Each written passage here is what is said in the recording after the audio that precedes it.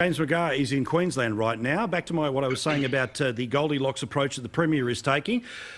Clearly, it's all politics here. It's not going to be September. It's going to be July because the cases are dropping all over the shop here. Here's the simple question, right? You know Queensland and its bullshit detector. Are they going to fall for this? I don't think they're going to fall for it. And g'day everybody, evening Australia.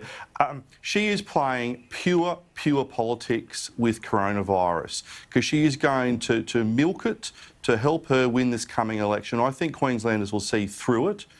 You just have to look at what's happening with the businesses around Queensland, especially the tourism sector. And this is where I get really cranky.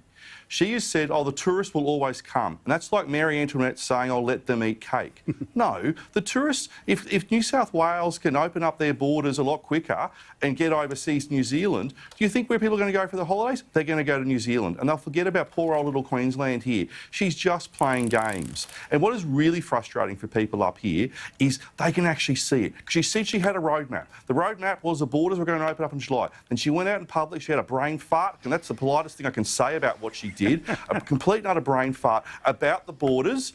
And then she realised she said something stupid because I think she saw Jackie Trad hiding in the shadows somewhere. And then she's come back inside and gone, oh, what have I done now? And she's had another bit of a panic. And then she said, oh, there might be a plan. Come off it, Premier. You are playing with people's lives here. People's businesses. You are playing with the economy of Queensland, and it's far more important than some stupid trick you've pulled out of the Labor Party playbook. She is just a disgrace, this Premier, what she's done to this state. Now, I read that speculation today, and it was an academic who was pushing it, so let's push that to a side, and I'll ask you. Does Queensland have a system where she can go at a date of her choosing, or the fixed-term stuff means she's locked into, rough dates? My understanding is the next election is actually being locked in. Okay.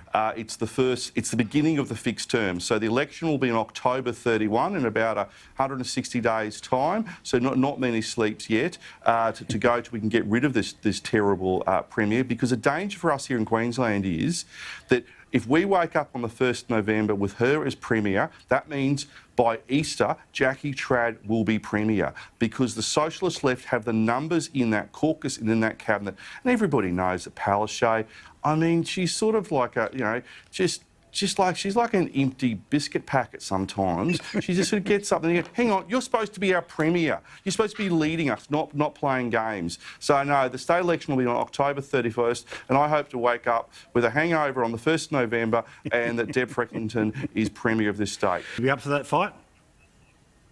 Oh, totally. This deal that Daniel Andrews has done with the communist Chinese government, it stinks like month-old Chinese takeout.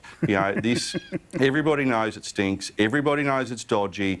And I'll work with Jim. I think, if not all of the federal Liberal National members and senators would work together to try and stop this deal because it really does stink, and it's not in Victoria's interest, and it's certainly not in the national interest. But I think most people, most decent people, would understand that you've jumped the Rubicon there, as the governor said, and he's a hardcore Democrat, right? Trump hater, all the rest of it, right? Which is, this isn't grieving, this is something else. This isn't civil disobedience. This is a want to just break stuff. Two wrongs don't make a right, and this is a classic example of that cliche, that a man has been murdered, he's been killed by police officers, and that is wrong, and the justice system needs to deal with that. But then you've got these people, these protesters, who in my book are as bad as the legitimate protesters aren't. You should always have the right to protest. But these rioters, these thugs, are as bad as the coppers in this instance because they're using that dead man's memory, that dead man's death, to score political points. And then that evolves into this looting and this rioting that is spread across the entire country. How does ransacking a shop and pilfering a flat-screen TV avenge the death of someone who has been unlawfully killed by some coppers in Minnesota? I mean, this just beggars belief. And it just shows that there's an element of our society who are just the worst scum around in terms of their conduct and their behaviour, that they'll go and just behave like these sort of degenerative just criminals to try and get a political point across. Oh, it is, whether you're in Australia or America or, down at the base in Antarctica, you can see this behaviour is wrong. Now, James, this UQ student who was singled out, has been suspended, has now gone off to the court and has won a bit of an injunction on the process. Look, I haven't followed the case that closely, but to me it feels like he's desperate to try and join the infamy that was the former UQ students and the human rights stuff that went around. Where does your support for this bloke extend and where does it end? Oh, well, Drew doesn't share my politics, but this is where the true test of freedom of speech comes in.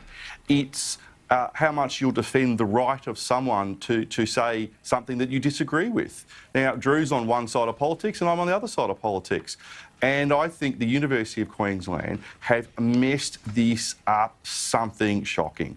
I've seen cleaner and tidier chook sheds in the middle of the wet season than what I've seen with the case that UQ have put forward. I mean, that the Vice-Chancellor, Professor Peter Hoy, whatever his name is, he'd be on about $1 million a year. He needs to come forward and be held accountable for the actions that his university is instrumental in delivering at the moment in relation to this student. So in terms of what Mr. Pavlo or Drew's been saying, bumped into him, I think when I was last on your program, he was coming on.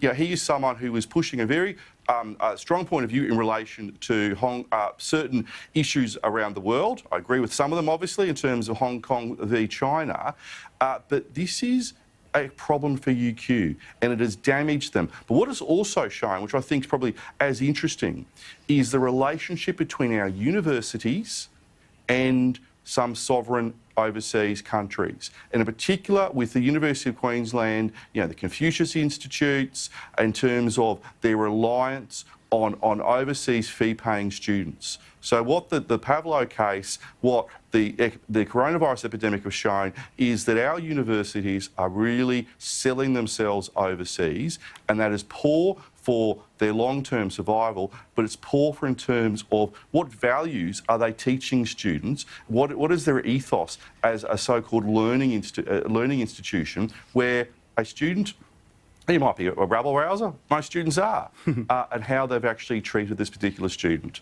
So I'm going to say shame on UQ. You've got a lot to answer for, and that VC, he needs to come out and do some media and answer some questions to be held accountable for the conduct of the University of Queensland. James McGrath, your bold prediction, what's happening this week? My bold prediction is that Anastasia Palaszczuk will do absolutely nothing this week in Queensland apart from front a couple of press conferences and make herself look important.